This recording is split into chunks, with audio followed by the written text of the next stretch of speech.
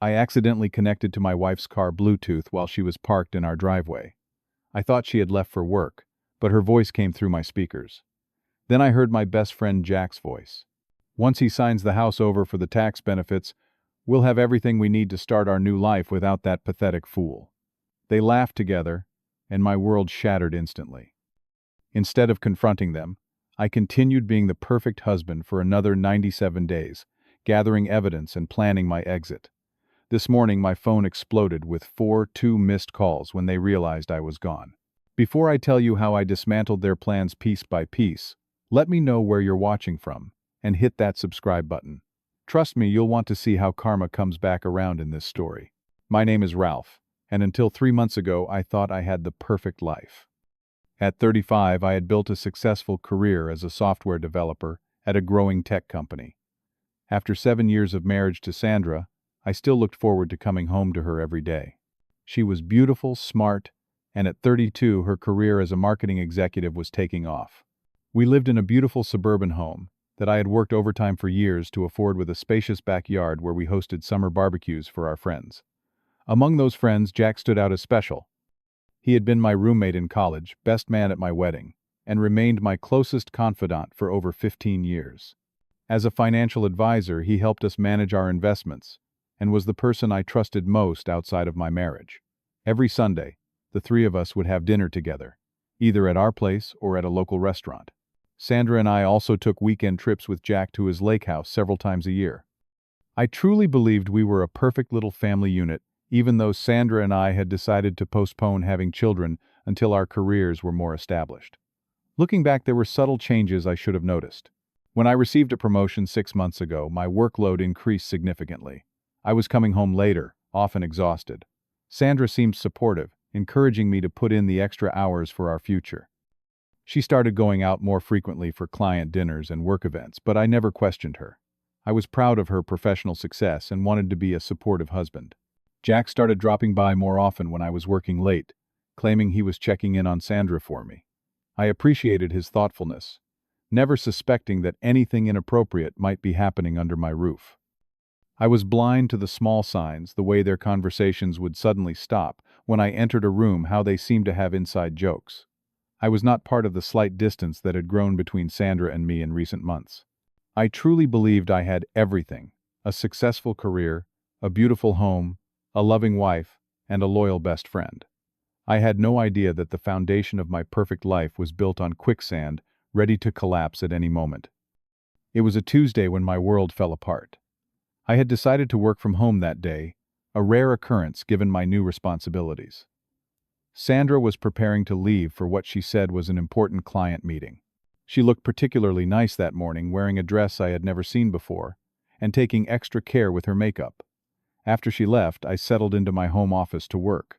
I wanted some music to help me focus, so I reached for my phone and connected to the Bluetooth speaker. To my confusion, the connection went to Sandra's car instead of the home speaker system. I found this odd since I thought she had already left. Glancing out the window, I noticed her car was still in the driveway. My first thought was innocent. Perhaps she had forgotten something and was making a quick call before leaving. Out of curiosity, I left the connection open. What I heard next changed everything. "He has no idea." Sandra's voice came through clearly. "Ralph is so absorbed in his work lately, he barely notices anything."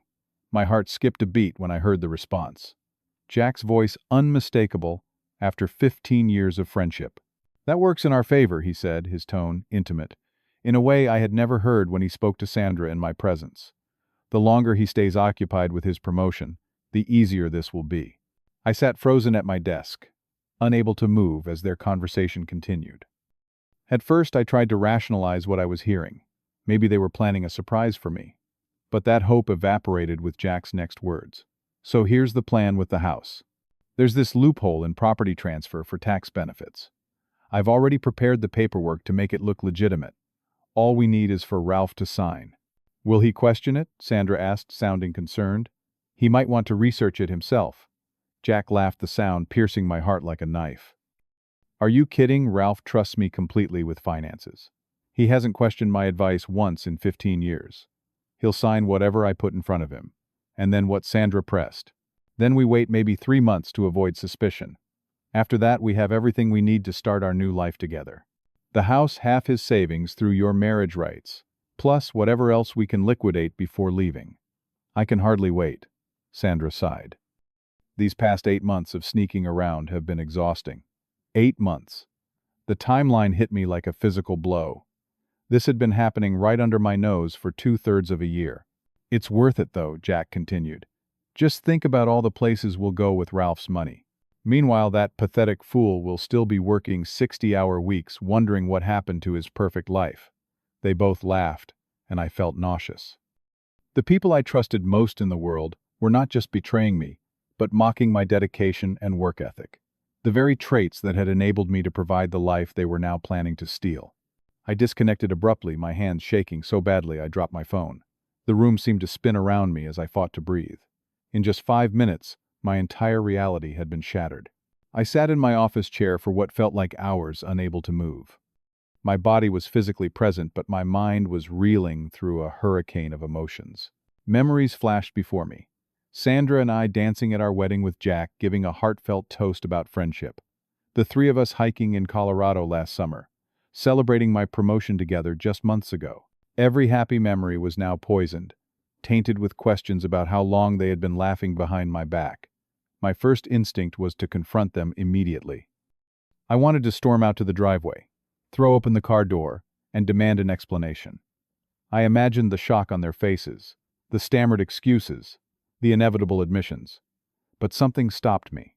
Maybe it was self-preservation, or perhaps a desire to understand the full extent of their betrayal. I decided I needed to verify everything first. If I confronted them now, they would only tell me partial truths, minimizing their actions and manipulating my emotions. I needed cold, hard facts before making any moves. When Sandra returned home that evening, she acted completely normal. She kissed me on the cheek, asked about my day, and began preparing dinner, as if she hadn't just been plotting to destroy my life hours earlier. The casual ease with which she maintained her deception was perhaps the most disturbing part of all. "How was your meeting?" I asked, amazed at how steady my voice sounded. "Productive," she replied with a smile. "The client seems ready to sign. How was your day working from home?" "Quiet," I answered truthfully. "I made some interesting discoveries." She didn't even flinch, asking what kind of discoveries I meant. I diverted the conversation, claiming it was about a coding problem. That night at dinner, we made small talk while a chasm of secrets stretched between us. I responded to her questions, laughed at appropriate moments, and pretended everything was fine while my world was collapsing. The first night was the hardest. Lying beside her in bed, listening to her breathing as she slept peacefully, I felt an overwhelming sense of isolation. The person I had trusted with everything had betrayed me in the worst possible way. And Jack, my best friend since college, the person who had been by my side through every major life event, was orchestrating my downfall. I stared at the ceiling, replaying their conversation in my head. The casual cruelty of their laughter. The calculated nature of their plan. The reference to 8 months of sneaking around. My mind tortured me with images of them together, while I was working late believing I was securing our future. The betrayal from Jack cut especially deep. We had been through everything together: college struggles, career setbacks, family losses. He knew all my vulnerabilities, my financial situation, my deepest insecurities, and he was using that intimate knowledge against me. The next morning I called in sick to work for the first time in years. As soon as Sandra left for her office, I began searching our home. In the back of her closet, hidden behind winter clothes, I found lingerie I had never seen before and gifts I had never given her. A quick check of our joint credit card statements showed no purchases matching these items. I moved to our home office and began reviewing our finances. There were unexplained cash withdrawals from our joint account, usually on days when Sandra claimed to be working late or having dinner with female friends. The amounts weren't huge, but they were consistent: $200 or $300 every couple of weeks, adding up to thousands over time. I created a spreadsheet and began tracking Sandra's work meetings against her calendar and email. The patterns became clear immediately. At least twice a week, for the past 8 months, there were gaps where her whereabouts couldn't be accounted for by legitimate work events. These gaps frequently aligned with times when Jack claimed to be meeting clients or working late. Taking it further, I installed a hidden recording app on my laptop and positioned it in the living room before leaving the house, pretending to run errands. When I reviewed the recording later, I heard Sandra inviting Jack over the moment my car left the driveway. The intimate conversation and sounds that followed removed any lingering doubts. While Sandra was in the shower one evening, I quickly searched through her text messages. What I found confirmed my worst fears. Hundreds of exchanges between her and Jack, dating back 8 months, filled with intimate details and plans for their future together. They had a regular meeting place, too, a cabin Jack owned an hour outside the city where they spent time while telling me they were working. Most disturbing of all, I discovered, Jack had been deliberately giving me bad financial advice for months. He had steered me away from several sound investments while encouraging Sandra to secretly invest her separate funds in those same opportunities. They were systematically preparing for their exit, building her financial strength, while limiting mine. With each new discovery, the initial heartbreak transformed into something harder and colder. I had always considered myself a kind person, someone who believed in second chances and forgiveness. But there was something so calculated about their betrayal that awakened a side of me I never knew existed. I became methodical, documenting every piece of evidence, building a comprehensive picture of their deception. By the end of that first week, my pain had crystallized into determination. They had spent 8 months planning to destroy me. I would not go down without a fight. 2 weeks after my discovery, I met with a divorce attorney, bringing my extensive documentation with me. The lawyer, a sharp-eyed woman named Teresa, reviewed my evidence with professional detachment. "You've done impressive work here," she noted, flipping through my files. "Most clients come to me with suspicions. You've brought proof. What are my options?" I asked. She outlined a strategy, emphasizing the importance of timing and preparation. If they're planning to trick you into signing over the house, that's attempted fraud. But we need to be careful about how we proceed. I also consulted with a legitimate financial advisor, not Jack, who confirmed what I suspected: the tax benefits of signing over the house were non-existent.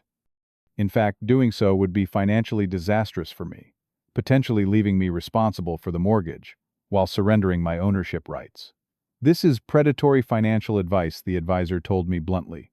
"Someone suggesting this either knows nothing about finance or is deliberately trying to harm you." I hired a private investigator to legally document the affair, providing times and locations where they were likely to meet. Within days, he returned with photographs and video evidence of their meetings at Jack's cabin, entering hotels together, and even kissing in Jack's car outside our favorite restaurant, the one where the 3 of us had shared countless meals. With my attorney's guidance, I began protecting my assets. I secured my company's shares and stock options, set up separate bank accounts, and diverted my direct deposit to ensure Sandra couldn't access any new income. I was careful to leave our joint accounts untouched, for now, to avoid tipping them off that anything had changed. During one meeting with my attorney, the emotional weight finally broke through my methodical exterior. I found myself struggling to breathe, tears streaming down my face as the full reality of the situation hit me. "I trusted them completely," I said, my voice breaking. "They were my family." Teresa handed me a tissue, her professional demeanor softening slightly. "I've seen this before," she said quietly. "And I've also seen what happens next.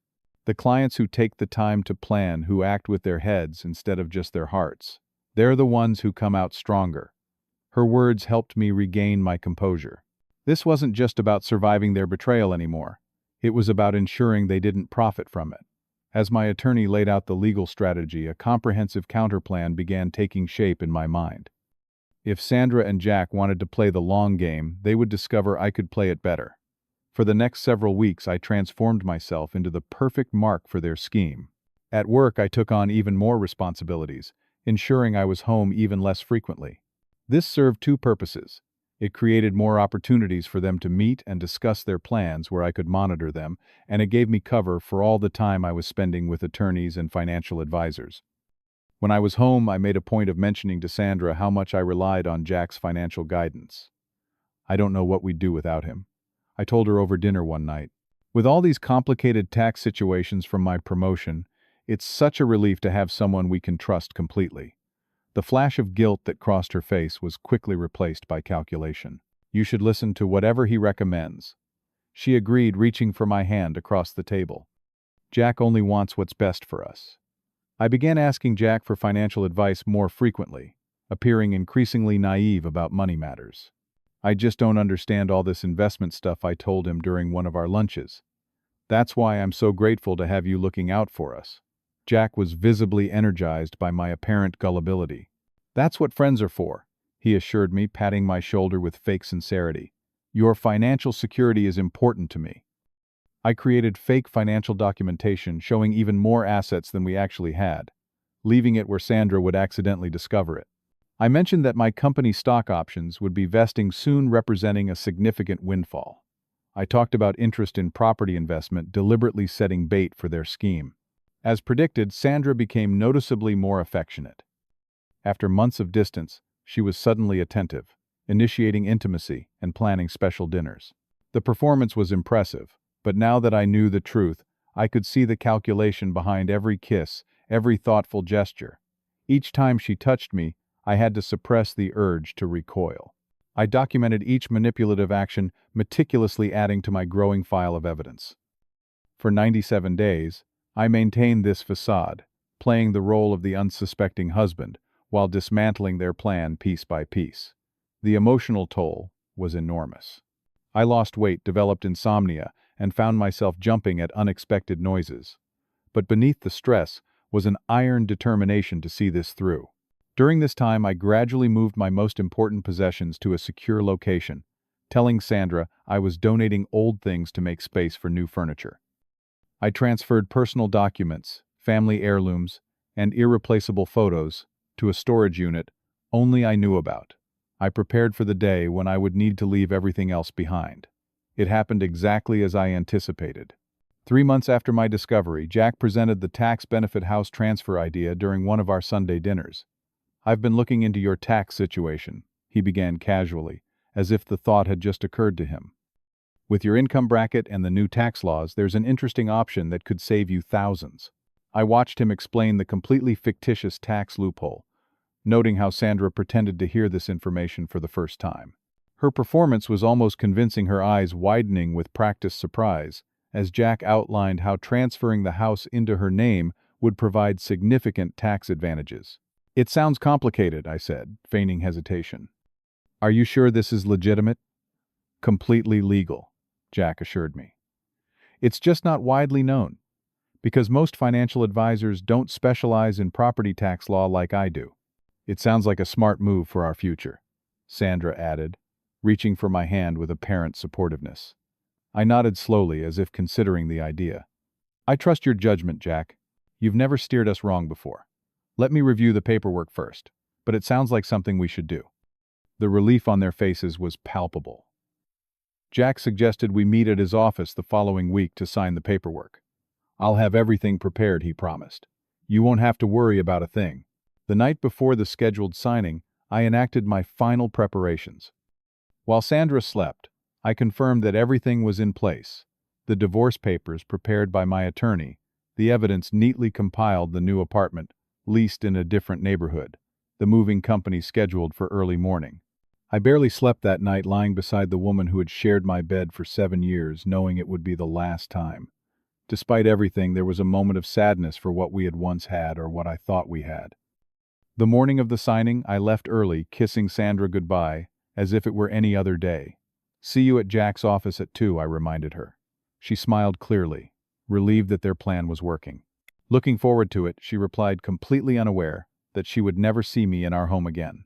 Instead of going to work, I drove to my attorney's office, where we executed the real paperwork: divorce filings, evidence submissions, and legal protection orders for my finances. Then I sent Sandra a text. Plans changed. Signed papers at courthouse instead. While I sat in my attorney's office, the moving company I had hired was emptying our house of everything that was unquestionably mine, following the detailed inventory I had prepared weeks earlier. Personal items, electronics, my clothes, and anything I could prove I had purchased before our marriage. They transported everything to my new apartment across town. What remained was a half-empty house, with just enough furniture to make the point. On the dining room table, I left 3 items: a thick folder containing copies of all my evidence of their affair, and financial scheme, divorce papers, naming Jack as co-respondent, and corrected financial documents showing exactly what would happen to both of them legally as a result of their attempted fraud. At exactly 2:15 p.m., when they would have been waiting for me at Jack's office, I sent a text message to both of them simultaneously. House is yours to sign over. I've signed what matters. I watched through our home security camera app as they arrived separately about 20 minutes later, confusion turning to panic as they entered the partially empty house. Sandra reached the dining room first, opening the evidence folder with trembling hands. Her face drained of color as she flipped through the photographs, financial records, and transcripts. Jack arrived moments later, his confident stride faltering as he took in the scene. "What the hell happened?" he demanded, before seeing the folder in Sandra's hands. Their panicked realization that their plan had not only failed but backfired spectacularly was exactly what I had anticipated. They began calling me frantically, my phone lighting up with their desperate attempts to reach me. By the end of the day, I had 42 missed calls between them. I watched through the security camera as their united front crumbled under pressure. They began arguing, blaming each other for the failure of their plan. Jack accused Sandra of being careless, while she screamed that his financial scheme was too complicated and suspicious. "Enjoy the empty house," I texted them as their argument escalated. "It's all you deserve." The most satisfying moment came when Jack stormed out, leaving Sandra alone in the house they had plotted to steal. Their relationship, built on mutual deception, couldn't withstand the first real test. I turned off the security app then, having seen everything I needed to see. 6 months passed before I felt ready to truly reflect on what had happened. I had relocated to another city for a new executive position that had been offered just when I needed a fresh start. The timing couldn't have been more perfect, allowing me to leave behind not just my broken marriage, but all the physical reminders of betrayal. My new apartment was smaller but felt more like home than our house ever had. I had furnished it sparsely, preferring to start fresh rather than surround myself with reminders of my previous life. The divorce had been finalized with surprising speed, largely due to the overwhelming evidence and Sandra's desire to avoid public embarrassment. I had found unexpected support from colleagues who became friends after I shared portions of my story. They helped me rediscover aspects of myself that had been suppressed during my marriage. My love for hiking, playing guitar, and cooking elaborate meals. These activities became my therapy, helping me reconnect with joy in small, manageable doses. Through my attorney, I learned that Sandra and Jack's relationship had imploded completely, just weeks after my departure.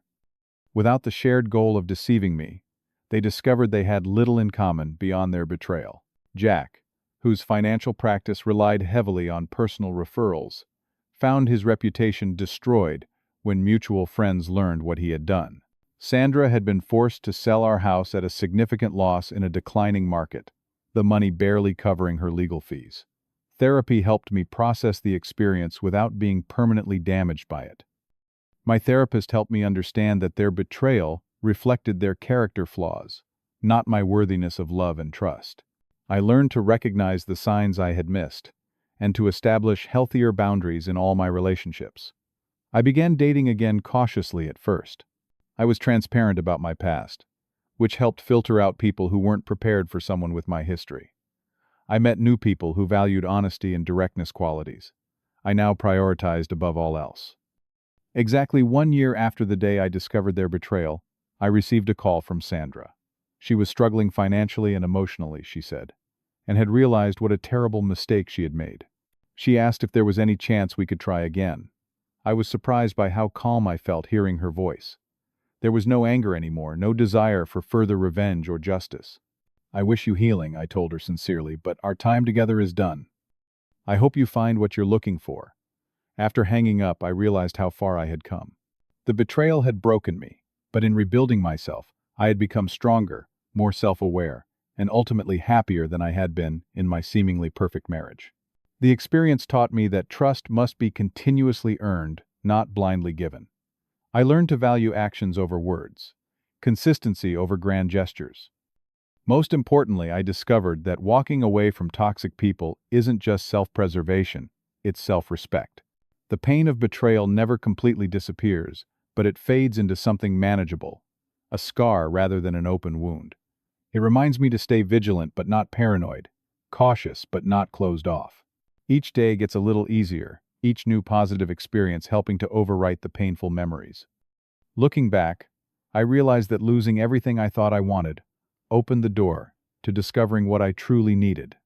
Sometimes the most devastating losses lead to unexpected new beginnings. And while I would never choose to experience such betrayal again, I can acknowledge that surviving it revealed a strength in me I never knew I possessed. Thank you for listening to my story. I wonder if any of you have ever experienced a betrayal that ultimately led to personal growth. Leave a comment below sharing your experience or what you would have done in my situation. If this story resonated with you, please hit that like button and subscribe to hear more real-life experiences. And remember, sometimes the most painful endings create space for the most beautiful beginnings. I appreciate you being here and wish you relationships built on honesty and genuine care.